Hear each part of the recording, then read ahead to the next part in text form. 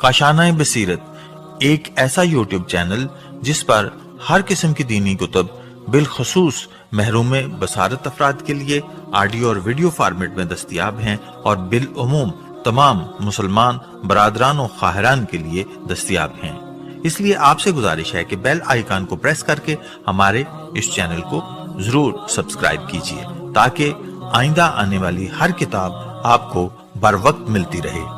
काशाना बसीरत, काशाना बसीरत, काशाना बसीरत, काशाना बसीरत।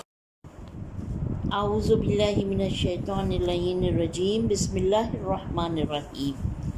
अस्सलाम वालेकुम। ये काशाना बसीरत का यूट्यूब चैनल है जिससे मैं आपसे मुखातिब हूँ। हम जो किताब पढ़ रहे हैं वो है कलाम अमीरुल मोमिनीन अलैहिस्सलाम, शरह नहजुल बलागा, जिल्द दोयम, तर्जुमा ज़ेर निगरानी मौलाना सैयद शहंशाह हुसैन नकवी। और इस किताब के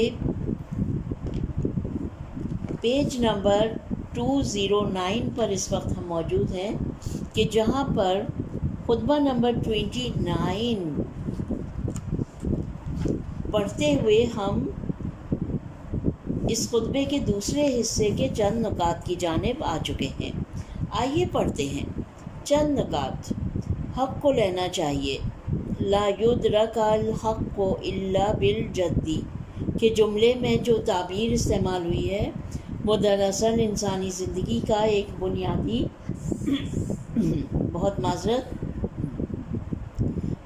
ये दरअसल इंसानी ज़िंदगी का एक बुनियादी मसला है। इससे ये बखूबी समझा जा सकता है लेने वाली चीज़ है, देने वाली चीज़ नहीं।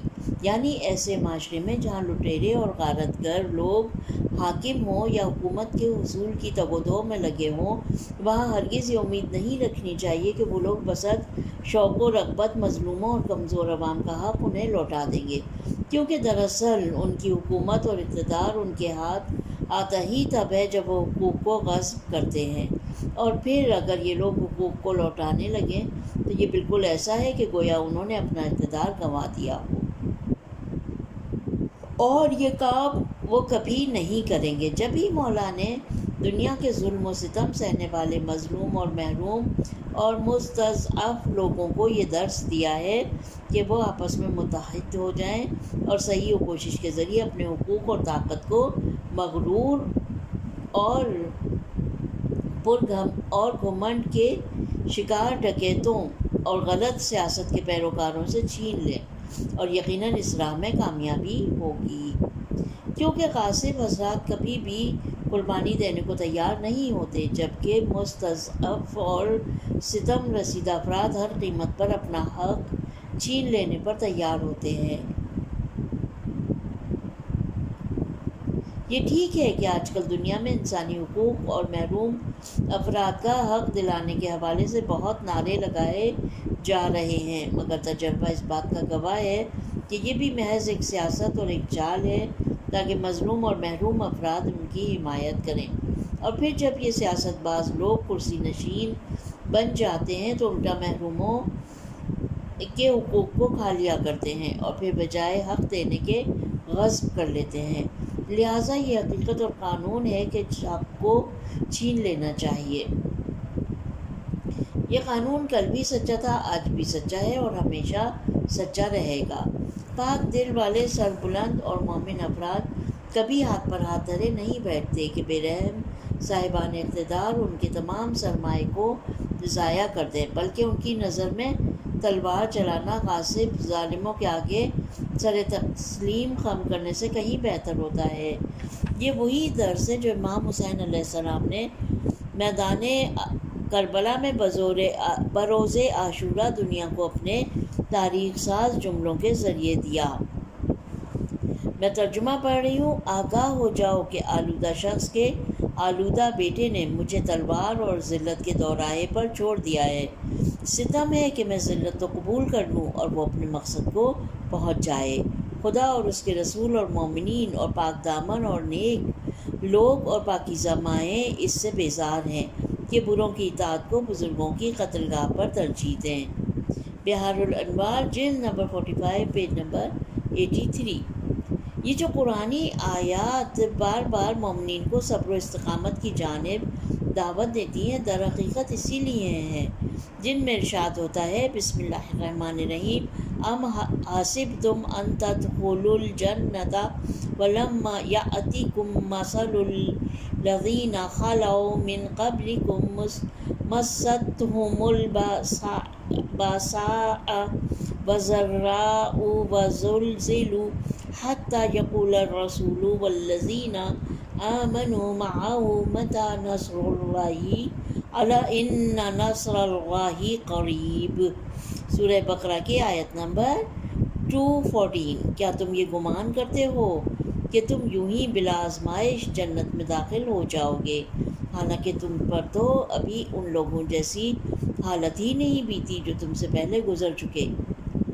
انہیں تو طرح طرح کی سختیاں اور تکلیفیں پہنچی اور انہیں اس طرح ہلا ڈالا گیا کہ خود پیغمبر اور ان کے ایمان والے ساتھی بھی پکار اٹھے کہ اللہ کی مدد کب آئے گی، آگاہ ہو جاؤ کہ بے شک اللہ کی مدد قریب ہے۔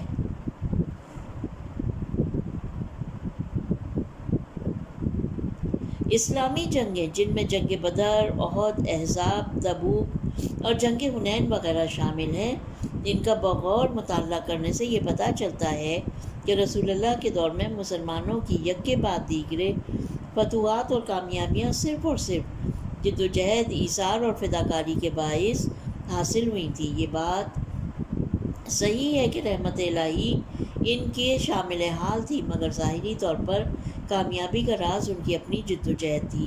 یہ تاریخ کا ایک ایسا مستقل قانون ہے جو کہ نہ تو رسول اللہ کے ساتھیوں کے لیے مخصوص تھا اور نہ ہی امام حسین علیہ السلام کے ساتھیوں سے، اور نہ کل سے مخصوص تھا، نہ صرف آج کے لیے مخصوص ہے، بلکہ ہمیشہ یہی قانون اصل اور اساس ہے۔ پیج نمبر 211 پہ پہنچ چکے ہیں ہم۔ وطن کا دفاع۔ ایک نکتہ یہ ہے، وطن کا دفاع۔ جس قدر انسان امیر المومنین حضرت علی ابن ابی طالب علیہ السلام کے دور کی تاریخ کا مطالعہ کرے اور اس وقت کوفہ اور عراق کے لوگوں کی کمزوریوں پر غور کرے تو اس تلخ حقیقت سے واقف ہو جائے گا کہ کس طرح ان ذلیل اور نادان افراد نے اتنے بڑے پیشوا کی لاج نہ رکھی اور اپنی بدعملیوں سے ایسی ہستی کو ہدف تنقید بنا دیا۔ اسی بنا پر امیر المومنین علیہ السلام انہیں ہر طرح سے کوشش کر کے دشمنوں کے خلاف لڑنے کے لیے آمادہ کرنا چاہتے ہیں۔ جس طرح سے اوپر بیان کیا گیا، کلام امام میں وطن کی محبت کے مسئلے پر زور دیا ہے۔ فرماتے ہیں اپنے گھر، میں ترجمہ پڑھ رہی ہوں، اپنے گھر اور وطن کے بعد کس گھر اور وطن کا دفاع کرنا چاہیے؟ یہ اس بات کی طرف اشارہ ہے کہ ہر شخص اپنے گھر اور وطن سے محبت کرتا ہے، اور جب کبھی وہ اپنے وطن کو کسی بڑے خطرے کی زد پر دیکھے تو اس کا جذبہ حب الوطنی جوش مارتا ہے۔ اب چاہے وہ کسی بھی قوم اور مذہب کا پیروکار ہو، چاہے وہ کوئی بھی ہو، وہ اس کا دفاع کرنے کھڑا ہو جاتا ہے، مگر تم لوگوں میں تو یہ جذبہ بھی نہیں ہے۔ یہاں پر یہ سوال پیدا ہوتا ہے، کیا وطن کا احترام اس لیے ہے کہ یہ اسلامی ملک ہے، یعنی اسلام کے پیروکاروں کا وطن ہونے کی حیثیت سے محترم ہے یا نہیں؟ اسلام کی نقطۂ نگاہ میں اول تو وطن خود ہی ایک محترم شے ہے، اور پھر اگر وہ دارالاسلام ہو تو پھر اس کی اہمیت اور محبت کرنے کا حق اور بھی زیادہ ہو جاتا ہے۔ ان سوالات کے جوابات آیات و روایات میں تلاش کیے جا سکتے ہیں، اور عقل بھی اس بات کی تائید کرتی ہے۔ اس بات کی وضاحتیں تکرار قرآنی آیات میں نظر آتی ہیں کہ وطن سے باہر نکلنا، ملک بدر کرنا ایک بے عزتی شمار کی گئی ہے۔ اس کا مفہوم یہ ہوا کہ وطن بجائے خود اہم چیز ہے۔ من جملہ سورہ ممتحنہ کی آیت نمبر 8 اور 9 میں ارشاد ہوتا ہے، لا ينهاكم الله عن الذين لم يقاتلوكم في الدين ولم يخرجوكم من دياركم أن تبرؤوهم وتقسطوا إليهم إن الله يحب المقسطين إنما ينهاكم الله عن الذين قاتلوكم في الدين وأخرجوكم من دياركم وظاهروا على إخراجكم أن تولوهم ومن يتولهم فأولئك هم الظالمون۔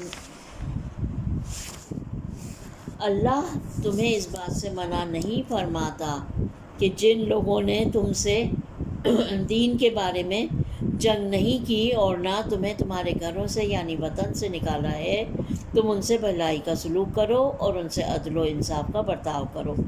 بے شک عدل و انصاف اللہ عدل و انصاف کرنے والوں کو پسند فرماتا ہے۔ اللہ تو محض تمہیں ایسے لوگوں سے دوستی کرنے سے منع فرماتا ہے جنہوں نے تم سے دین کے بارے میں جنگ کی، تمہیں تمہارے گھروں یعنی وطن سے نکالا اور تمہارے باہر نکالے جانے پر تمہارے دشمنوں کی مدد کی، اور جو شخص ان سے دوستی کرے گا تو وہی لوگ ظالم ہیں۔ Page number 212۔ ان دونوں آیتوں میں خاص طور پر گھر اور وطن سے نکالنے کے مسئلے کو دین کے معاملے میں لڑنے کے بالمقابل رکھا گیا ہے، اور اس سے یہ واضح ہوتا ہے کہ ان دونوں کی ایک خاص حیثیت ہے۔ سورہ مبارکہ بقرہ آیت نمبر 246 میں بھی یہی بات بنی اسرائیل کے ایک گروہ کی زبان سے نقل کی گئی ہے۔ بسم اللہ الرحمن الرحیم۔ قالوا وما لنا الا نقاتل فی سبیل اللہ وقد اخرجنا من دیارنا وابنائنا۔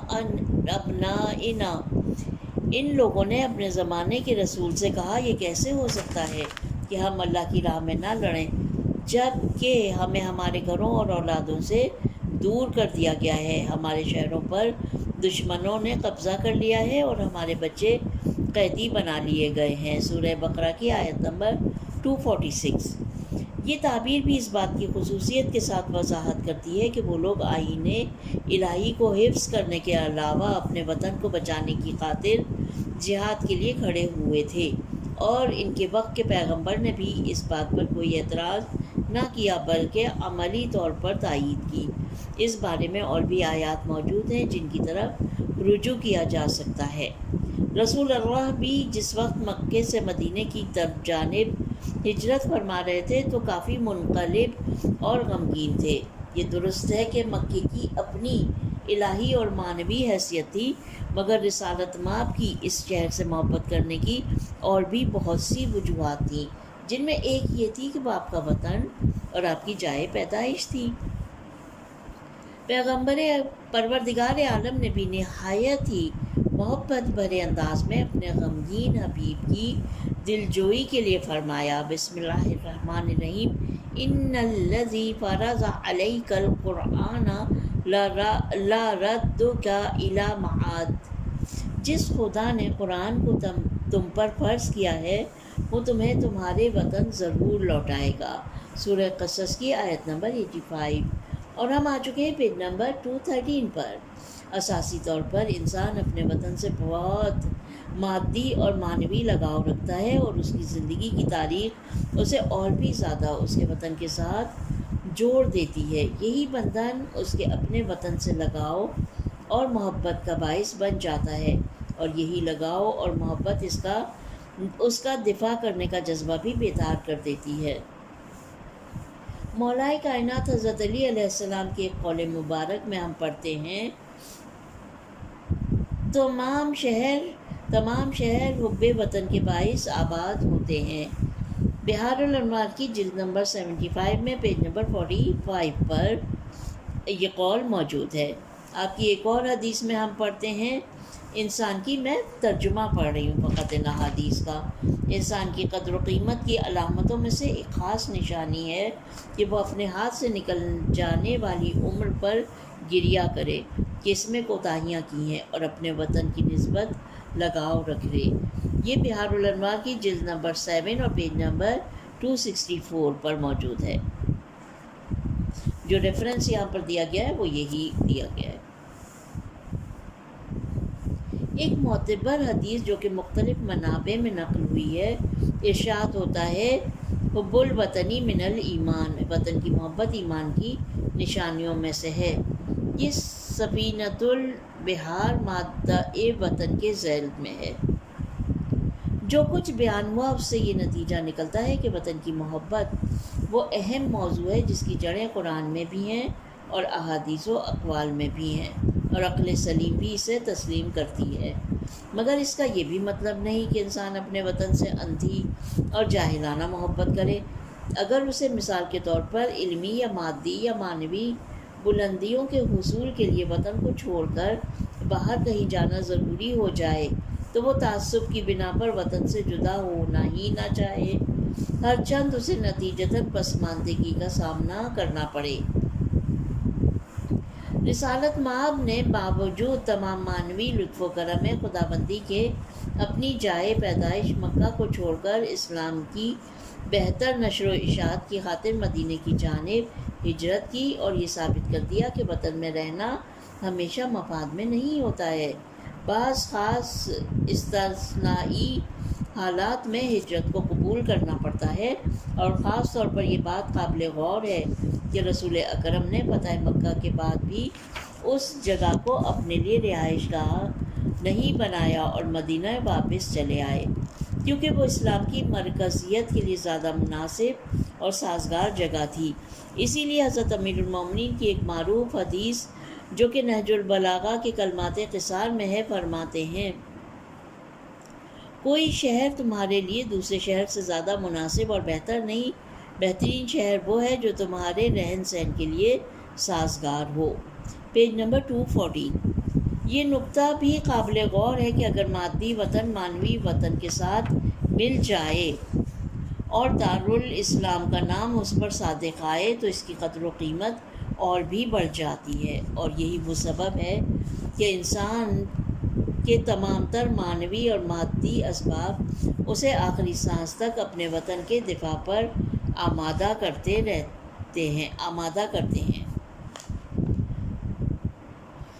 یہاں پر دوسرا حصہ ختم ہو جاتا ہے اور تیسرا حصہ شروع ہوتا ہے، جو کہ شروع ہو رہا ہے۔ میں شروع کے چند جو ہے وہ الفاظ پڑھوں گی اور اینڈ کے کہ کس طرح سے شروع ہو رہا ہے اور کہاں پہ ختم ہو رہا ہے۔ اصبحت واللہ لا اصدق قولکم، یہاں اس طرح سے شروع ہو رہا ہے یہ تیسرا حصہ، اور ختم ہو رہا ہے اقولا بغیر علم وغفلۃ من غیر ورع وطمع فی غیر حق۔ خدا کی قسم میں اس موڑ پر کھڑا ہوں کہ اب میں تمہاری باتوں کی تصدیق نہیں کروں گا۔ ترجمہ ہے یہ خطبہ نمبر 29 کے تیسرے حصے کا۔ اور مجھے تمہاری مدد کی کوئی امید نہیں ہے، اور دشمن کو تمہارے بلبوتے پر نہ للکاروں گا۔ تمہارا مسئلہ کیا ہے؟ تمہاری دوا کون سی ہے؟ تمہارا علاج کیسے ہو سکتا ہے؟ یہ شامیوں کا گروہ تمہاری طرح کے لوگوں پر مشتمل ہے۔ یہ لوگ اس قدر متحد کیوں ہیں اور اپنے ظالم پیشوا کے حکم کے تابع ہیں؟ مگر تم لوگ اتنے منتشر اور خطا کار ہو۔ کیا آگاہی سے آ رہی گفتگو کسی مشکل کو حل کرتی ہے؟ اور ایسی غفلت جو تقویٰ سے دور ہو اور پھر کامیابی کی امید رکھنا جبکہ تم اس کے لائق نہیں ہو، ایسا عمل تمہیں کوئی فائدہ نہیں پہنچائے گا۔ Page number 215۔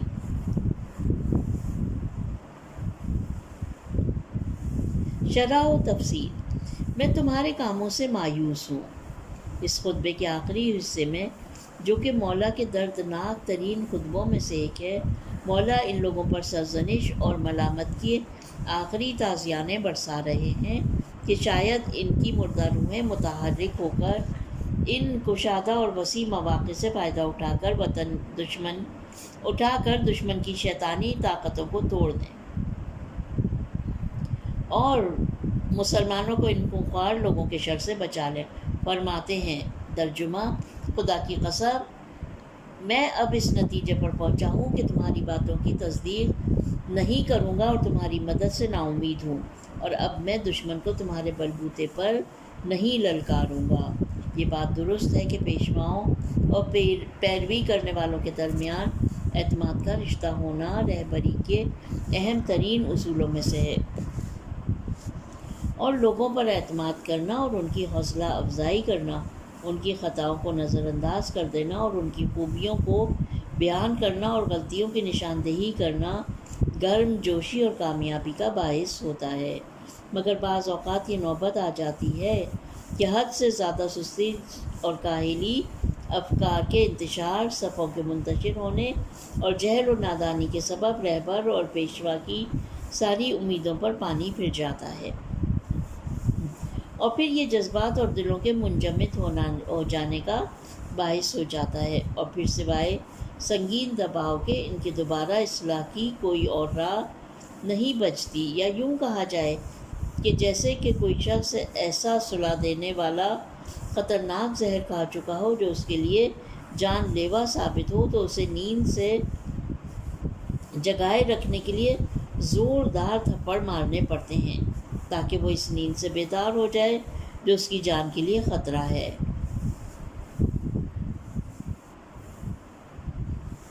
یہ باتیں کوفے کے لوگوں کی حالت کو واضح کرنے کے ساتھ ساتھ امیر المومنین حضرت علی علیہ السلام کی تاریخی مشکلات کی عکاسی بھی کر رہی ہیں۔ آپ بالکل حق با جانب تھے کہ ان لوگوں پر عدم اعتماد کا اظہار کریں، کیونکہ وہ لوگ بارہا اپنے وعدوں سے مکر چکے تھے اور بے وفائی اور عہد شکنی کر رہے تھے۔ وہ لوگ صرف راتوں کو اپنی مخصوص محفلوں میں ہی رجس خوانی کرتے تھے، مگر جس وقت ضرورت ہوتی اس وقت اپنے گھونسلوں میں چھپے رہتے تھے۔ اور پھر اس بات کو آگے بڑھاتے ہوئے حضرت علی گویا ان پر چلا رہے ہیں، فرماتے ہیں پیج نمبر 216، ما بالکم ما دواؤکم ما طبکم، تمہارا مسئلہ کیا ہے، تمہاری دوا کون سی ہے، تمہارا علاج کیسے ممکن ہے۔ القوم رجال امثالکم، شامیوں کا یہ مجمع تم ہی جیسے لوگوں پر مشتمل ہے۔ وہ لوگ کیوں اس حد تک متحد ہیں اور اپنے ظالم پیشوا کے حکم کے اس قدر تابع ہیں، مگر تم لوگ اتنے سست اور منتشر ہو؟ کیا وہ لوگ کسی اور مٹی کے بنے ہوئے ہیں، یا ان کا نظام جسم و روح تم سے مختلف ہے؟ یقیناً ایسا نہیں ہے۔ ان میں اور تم میں ایک ہی چیز کا فرق ہے، اور وہ ہے اخلاق اور روحانیت کا فرق۔ وہ لوگ یہ جانتے ہیں کہ میدان جنگ کے لیے کس چیز کی ضرورت ہے، مگر تم لوگ نہیں جانتے، جبکہ تمہیں اللہ نے بے حساب نعمتوں سے مالا مال کیا ہوا ہے، جیسے کہ ایک عظیم اور قدرت مند پیشوا اللہ نے تمہیں عطا کیا ہے، اور ان کی افرادی قوت اور وسائل کی بھرمار نے تمہیں مروب کر دیا ہے اور تمہیں ذلیل کر دیا۔ افسوس صد افسوس کہ مجھ جیسا رہبر تم جیسوں کو مل گیا۔ اور مولا سے منسوب دیوان میں ایک شعر میں مولا فرماتے ہیں، ترجمہ پڑھتے ہیں آئیے اس کا، تمہارا درد تمہاری جان میں ہے اور تم نہیں دیکھتے، اور تمہاری دوا بھی تمہارے اندر ہی ہے اور تم نہیں سمجھتے۔ اس خطبے کے آخر میں مولا بالآخر ان مسائل کی نشاندہی کرتے ہوئے تین چیزوں میں ان کا خلاصہ کرتے ہیں۔ آپ فرماتے ہیں، اقولاً بغیر علم وغفلة من غیر ورع او طمعا فی غیر حق، کیا بغیر آگاہی کے بات کسی مشکل کو حل کر سکتی ہے، اور تقویٰ سے دور غفلت تمہیں کسی نتیجے تک پہنچائے گی، اور کامیابی کی امید رکھتے ہو جبکہ تم اس کے لائق نہیں ہو۔ تم لوگوں کی بدبختی یہیں سے شروع ہوتی ہے کہ تم لوگ بغیر سوچے سمجھے صرف باتیں بناتے رہتے ہو، اور تمہاری آگاہی کی سطح کافی نیچی ہے۔ تم لوگوں نے تقویٰ کا دامن چھوڑ کر دنیا پرستی کی غفلت کو اپنا لیا ہے۔ تم لوگ کامیاب لوگوں کا سا انجام چاہتے ہو، جبکہ تم نے اس کے لیے ویسی تیاری نہیں کی ہے۔ تمہارا اصل درد اور مسئلہ یہی ہے۔ یہ تین خاصیتیں بغیر عمل کی باتیں اور جہالت سے ملی ہوئی بے تقویٰ حالت اور اس پر کامیابی کی امید جبکہ اس کے اسباب فراہم نہ کیے ہوں، جس قوم میں بھی دیکھو اس قوم میں سوائے بدبختی اور ناکامیوں کے کچھ نظر نہیں آئے گا۔ پیج نمبر 217، نکتہ، ناکامیوں کی اصل وجوہات۔ بے شک حضرت علی علیہ السلام کے سپاہیوں کے پاس اتنے قابل اور لائق اور ہر دل عزیز اور جنگی مہارت و شجاعت رکھنے والے رہبر کے ہوتے ہوئے دشمن پر فتح یاب ہونے کے تمام تر امکانات تھے، مگر افسوس اس بات کا ہے کہ ان میں کچھ ایسی کمزوریاں تھیں جن کے باعث ان کی کامیابی کے تمام تر عوامل ضائع ہو گئے۔ اور بے شک یہ بات مسلم ہے کہ جس کسی قوم میں یہ کمزوریاں پائی جاتی ہوں وہ بھی کفر والوں سے زیادہ اچھی تاریخ رقم نہیں کر سکتی۔ پچھلے جملوں میں اور بعض ان جملوں میں جو پچھلے چند مقامات پر گزرے ہیں ان میں کچھ کمزوریاں بیان کی گئی ہیں، جن میں سے سب سے پہلی کمزوری عمل کو چھوڑ کر دعوے شروع کر دینا۔ کسی محفل یا بیٹھک کی گرما گرمی اور جوش و خروش میں جذباتی ہو کر جنگ اور جہاد کی باتیں کریں، جبکہ اس بارے میں کوئی فیصلہ یا ارادہ ہی نہ کیا ہو۔ میدان جنگ سے پہلے تو جوش مارتے ہوئے شعلہ بیانی اور رجس خوانیاں کریں، مگر ہرگز پہلی صف کے قریب ہی نہ جائیں کہ کہیں دشمن سے لڑنا نہ پڑ جائے۔ اصولاً بہت زیادہ دعوے بازی کرنے والے افراد کمزور اور ضعیف افراد ہوا کرتے ہیں، گویا ان کی تمام تر قوت اور صلاحیت زبان چلانے ہی میں ہوتی ہے۔ عقولاً بغیر علم کا جملہ اسی بات کی ترجمانی کر رہا ہے، چاہے ہم علم کو یہاں پر آگاہی کے معنی میں لے لیں یا عقیدے کے معنی میں یا عمل کے معنی میں، کیونکہ تینوں تفسیریں ایک ہی نتیجہ رکھتی ہیں، کیونکہ کسی بھی چیز کی نسبت آگاہی اور اعتقاد کا ہونا اس پر عمل کی دعوت دیتا ہے، اور ضعف عمل بھی عام طور پر عمیق آگاہی اور ادراک کے نہ ہونے یا اس چیز پر عقیدہ نہ ہونے کے باعث ہوتا ہے۔ جس طرح سے مولا علی کے ایک اور کلام میں ہے کہ آپ نے فرمایا العلم مقرون بالعمل فمن علم عملا۔ نہج البلاغہ کلمات القصار میں سے یہ 396واں کلمہ قصار ہے۔ ترجمہ اس کا پیج نمبر 218 پر ہم آ چکے ہیں، اور ترجمہ اس کا یہ ہے کہ علم عمل کے ساتھ ہے، جسے کسی چیز کی نسبت علم و اعتقاد ہوگا وہ اس پر عمل کرے گا۔ دوسری وجہ غفلت کا وجود اور ورع کا فقدان ہے۔ ایک اور تعبیر کے مطابق حقائق پر توجہ نہ کرنا، جو کہ عدم تقوی کی وجہ سے ہوتا ہے، اس بات کا سبب ہوتا ہے کہ دشمن بآسانی ایک بڑے مجمع کے درمیان نفوذ کر لیتا ہے اور بعض اوقات ان کے بزرگوں کو دنیا کی دولت کے جھانسے میں پھنسا کر خرید لیتا ہے، اور بعض اوقات انہیں کسی عہد و مقام کی طمع دے دیتا ہے یا پھر کسی چیز سے خوفزدہ کر دیتا ہے، جبکہ پرہیزگاری اور ہوشیاری ہوتی ہے، اور یہ غفلت اور عدم تقوی نہ ہوتا تو دشمن کا تیر پتھر پر ٹکرا کر اسی کی طرف لوٹ جاتا۔ تیسری وجہ اس چیز کی طمع کرنا جس کے لائق نہیں، یا دوسری تعبیر کے مطابق اس کے اسباب فراہم نہیں کیے ہیں۔ ہم یہ جانتے ہیں کہ اس جہان میں ہر مقصد تک پہنچنے کے لیے کچھ اسباب کی ضرورت ہوتی ہے، اور علت اور معلول کا قدرتی قانون مرضی الہی کے تحت سارے جہان پر حاکم ہے، جبکہ نادان لوگوں نے ان بندھنوں اور ان نسبتوں کو بلا کر اپنے مقاصد تک پہنچنے کے لیے خیالات اور اوہام سے دل لگا لیا ہے۔ تامن فی غیر حقی کا جملہ اس مفہوم کا ترجمان ہو سکتا ہے کہ تم لوگ اس چیز کا لالچ اور طمع کر رہے ہو جس کا تمہیں حق نہیں ہے، مگر نہج البلاغہ کے بعد مفسرین کہتے ہیں کہ اس جملے سے مراد یہ ہے کہ انہیں یہ لالچ تھا کہ بیت المال سے ان کو زیادہ حصہ ملے اور اپنے حق سے زیادہ مولا علی سے لے سکیں، اور چونکہ یہ غیر شرعی خواہش پوری نہ ہوئی تو جنگ میں سستی برتنے لگے۔ یہ طرز فکر جو کہ مادیت سے بھرپور ہے، جہاں کہیں بھی ہو بدبختی اور شکست کا باعث ہے۔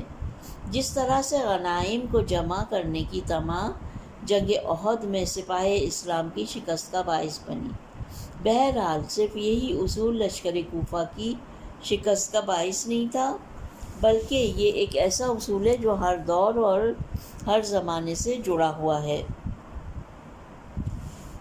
یہ آخری جملے بلکہ اس خطبے کے تمام تر جملے مولا علی علیہ السلام کی لوگوں سے ناراضگی اور اندرونی سوز و گداز کی خبر دے رہے ہیں، اور اگر تاریخ مدون نہ کی گئی ہوتی تب بھی مولا کے یہ جملے آپ کے زمانے کے خاص حالات کو واضح کرنے کے لیے کافی ہوتے۔ یہاں پر خطبہ نمبر 29 ختم ہو چکا ہے۔ الحمدللہ ہم نے اس کے تینوں پارٹس پڑھ لیے ہیں، اس کے نکات دیکھ لیے ہیں اور تمام ڈیٹیلز ہم جان چکے ہیں، اور یہ جان چکے ہیں کہ اپنے حق کو لینا چاہیے، وطن کا دفاع کرنا چاہیے، وطن سے محبت کرنی چاہیے۔ خداوند عالم سے دعا ہے کہ پروردگار عالم ہماری توفیقات میں اضافہ فرمائے اور مولا کے کلام سے بھرپور استفادہ کرنے کی طاقت اور قوت ہم کو عطا فرمائے، اور ہماری اس کوشش اور اس کاوش کو اپنی بارگاہ میں قبول اور مقبول فرمائے۔ ربنا تقبل منا انک انت سمیع علیم۔ اپنا بہت خیال رکھیے گا۔ خدا حافظ۔